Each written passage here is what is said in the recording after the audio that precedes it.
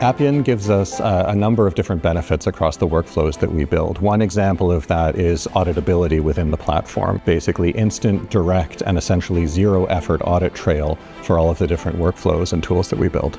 And everywhere that I see a manual process, everywhere I see a control needs to be improved, everywhere I think there's an opportunity to get a better digital experience, Appian can be used to co-create and design something that's going to give us better controls, better efficiency, better experience. Appian makes it really easy for developers to go in and start creating these workflows and start building these automations. It will change how we work in the future.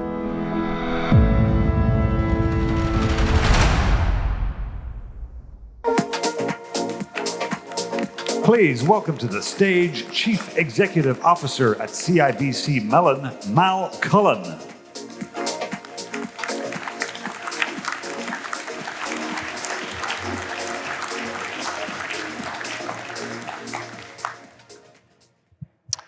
Good morning. I'm going to ask everybody a simple question. You don't have to answer it, but I do want you to think about it. I want to ask is, what is the value of one day in your business? In our business, it can be massive. And let me give you an example. If we go back to 2021, the first digital asset Bitcoin ETF was launched in Canada on February 18th. And in the first week, it accumulated over $500 million of assets. One day later, February 19th, 2021, the second launch of a digital asset Bitcoin ETF was also in Canada. And within 1 week, it accumulated only $35 million in assets. 500 million, 1 day later, 35 million. That time is valuable, and speed and execution make a big, big difference. At CIBC Mellon, we're the custodian of $3.5 trillion of assets. We support all the institutional investors, mutual funds, ETF providers, pension plans, endowments, insurance companies.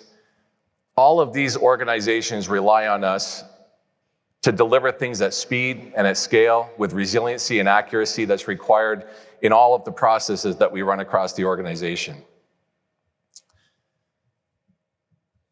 We're the leader in Canada, and the clients that are working with us every single day expect us to not only be the best organization to deliver asset servicing, but they also want us to provide a digital experience to them.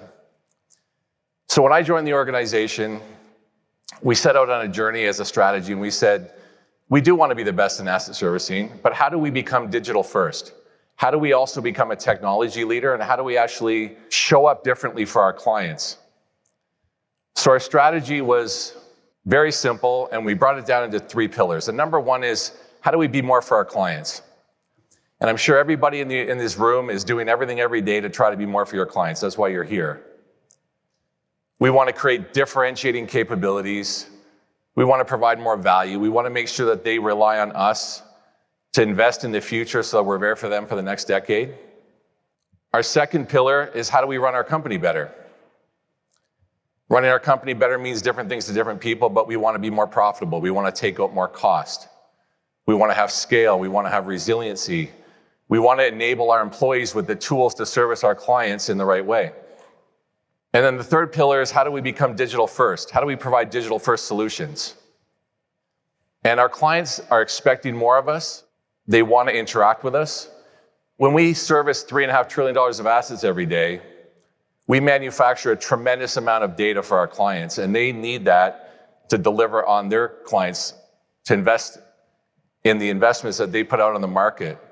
What we say is, we don't make investments, but we make investments happen. So we have a big responsibility there. So we have a unique ownership structure. We're actually run by a joint venture. So BNY owns half of CIBC Mellon, and CIBC, a Canadian bank, owns the other half. With BNY, we get tremendous leverage from technology, from their platforms, from the scale that they invest into the business. And CIBC brings great local presence of the Canadian market. They have deep client relationships that we can leverage. And together we get tremendous leverage to run and service our clients. But, and I'll say this carefully, there's only one thing better than being owned by a bank, and that's being owned by two banks. Two banks means two compliance teams, two risk teams, two opinions on our technology, two opinions on almost everything that we do.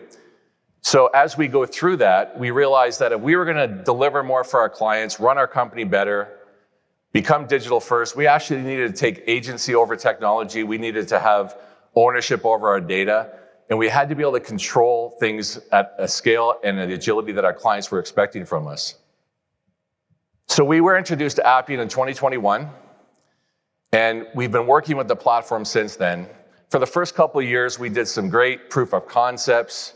We deployed solutions in targeted ways. We got some really good confidence in the platform.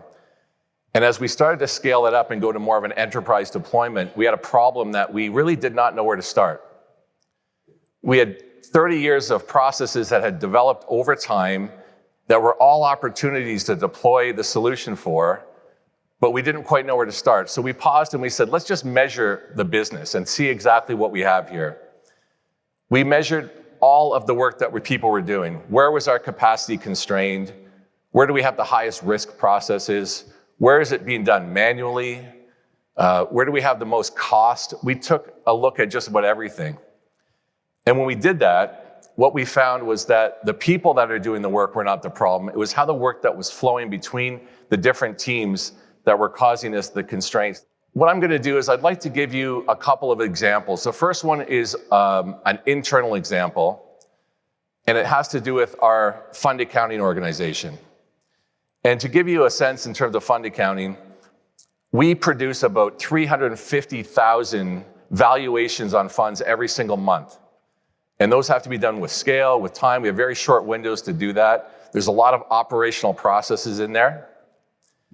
And when we looked at how we actually wanted to apply Appian to that, we did something unique. And what we did is we brought in Mike. And you're going to say, well, who's Mike?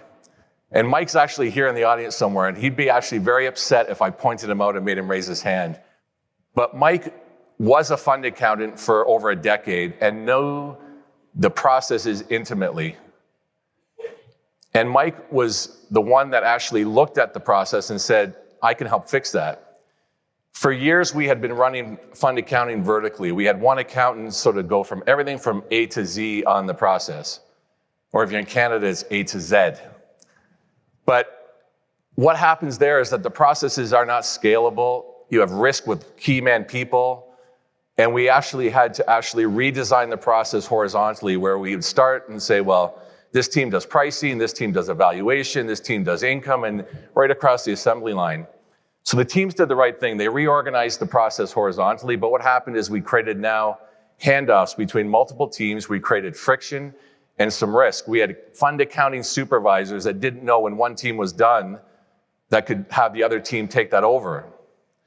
So what we did is we actually used Appian, and Mike and his team, who knew the processes intimately, redesigned a workflow, and we call it sort of a control tower over our fund accounting process. So now the teams have transparency over where the work is without having to ask for it, and the handoffs of those teams going across the organization were much more efficient.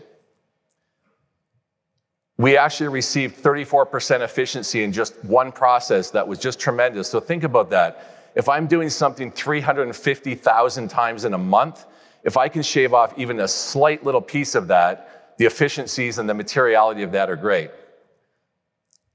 So when I look at that, that is running our company better.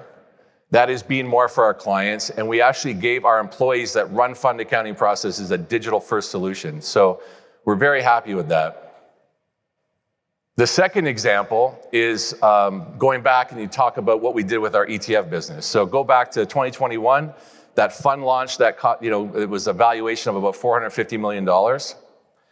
When an ETF is launched, or when they provide distributions back to the unit holders, It's an incredibly complex process. Not only does the manager launch the fund, the custodian has a role in that as well. There's also a role for the exchange. There's a role for a market maker. There's a role for a transfer agent.